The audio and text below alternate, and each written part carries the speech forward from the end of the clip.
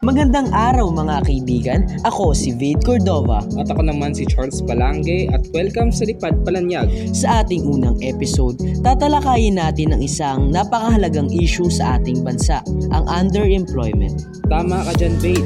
Marami sa ating mga kababayan ang nagtatrabaho ng higit sa kanilang kakayahan o di kaya hindi tugma ang kanilang trabaho sa kanilang mga pinag-aralan. Para mas maintindihan natin, ano ba talaga ang ibig sabihin ng underemployment?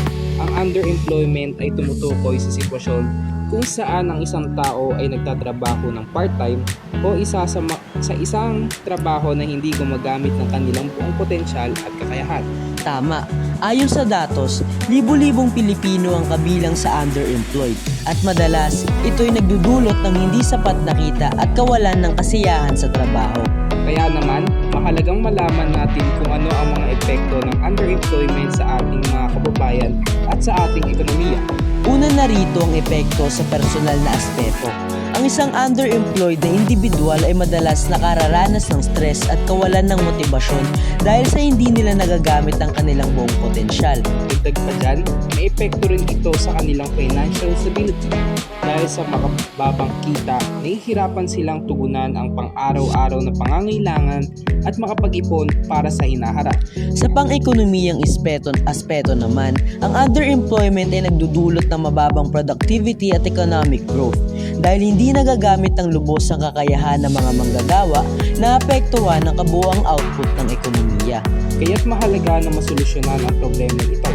Ano nga ba ang mga hakbang na ginagawa ng gobyerno at iba pang sektor upang tugunan ang underemployment? Unang-una na rito ang mga programa ng Technical Education and Skills Development Authority o TESDA.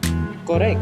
Nagbibigay ang TESDA ng mga libreng training at workshops para mapataas ang kakayahan ng ating mga kababayan at magkaroon sila ng mas maraming job opportunities. Isa pang solusyon ay ang pagtutulungan ng mga pribadong kumpanya at educational institutions. Magkakaroon ng mas maraming internship programs at on-the-job trainings para sa mga estudyante. Malaking tulong din ang initiatives ng iba't ibang NGOs na naglalayong magbigay ng livelihood programs at small business grants. Bukod pa riyan, mahalaga rin ang patuloy na pag-aaral at pagsasanay ng bawat isa sa atin. Lifelong learning, ika nga.